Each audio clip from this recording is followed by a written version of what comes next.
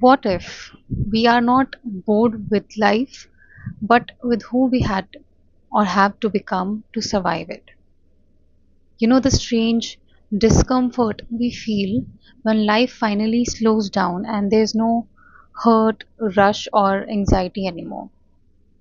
And suddenly, peace for some of us or most of us does not feel safe anymore. It starts to feel unsettling or even alien because that's not something we have experienced before. For example, after leaving an unhealthy relationship, you expect sheer joy, freedom, or even liberation.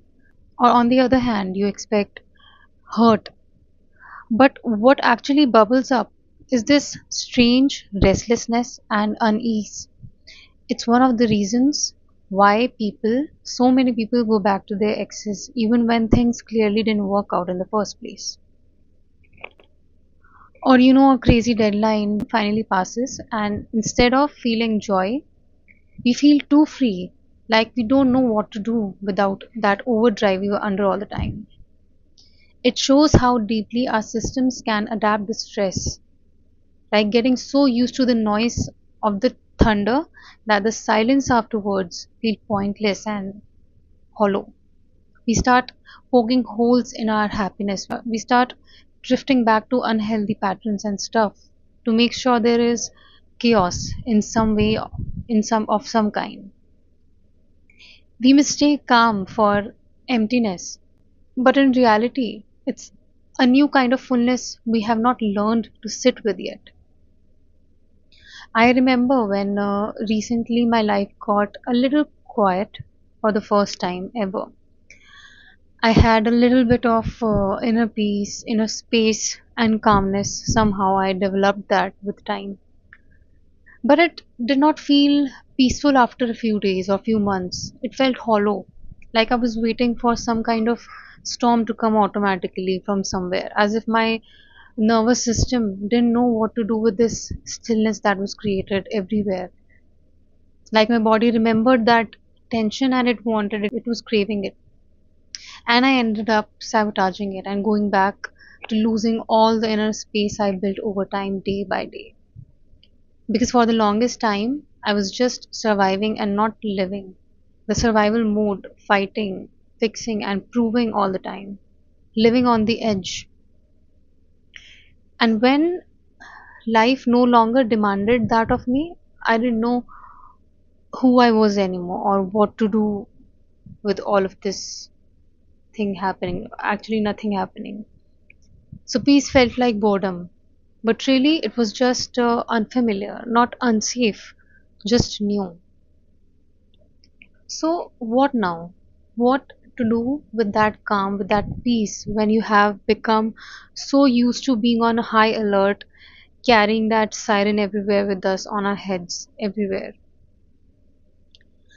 The answer is not to fill the space, it's to feel it and to sit in the quiet, and with the quiet, let your nervous system unlearn the idea that chaos is not the only home.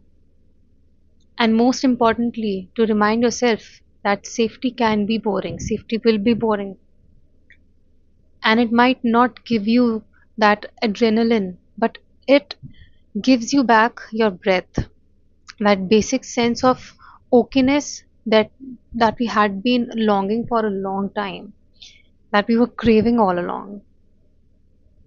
Because what good can happen if you will keep moving in circles, you will keep chasing yourself and those patterns in circles? What's the point of working so hard for peace if you just blow it up, engaging in repetitive cycles of creating peace and then self sabotaging it? It's pointless. In the end, you will end up craving peace, and when you have peace, you will end up craving chaos.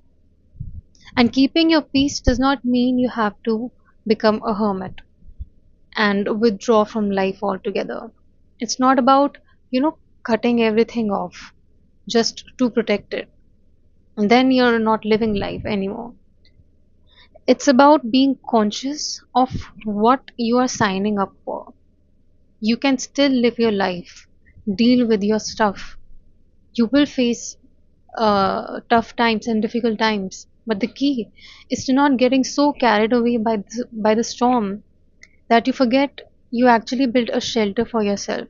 You worked hard on that shelter where you can stay like an anchor that is not put outside but inside. You have a choice and free will. You can still walk into chaos if you need to or you choose to. There are situations when you have to walk into chaos and deal with it. But now, crucially, you know how to walk out of it.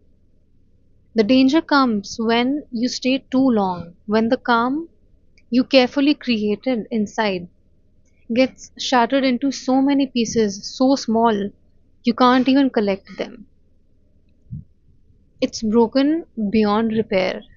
When your piece is broken beyond repair, that is not reversible. Just don't let it reach there.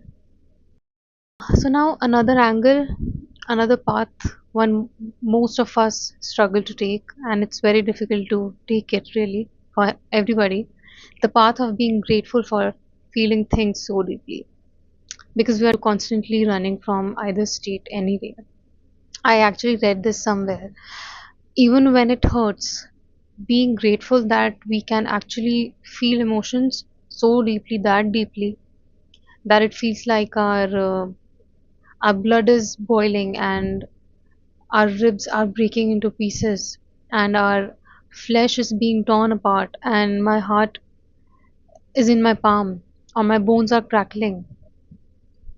It's very, it's a feeling because there are people out there who cannot feel these things anymore because they have gone too numb at this point because they were resisting all of it. They don't get to feel it anymore, not the pain and not the beauty either.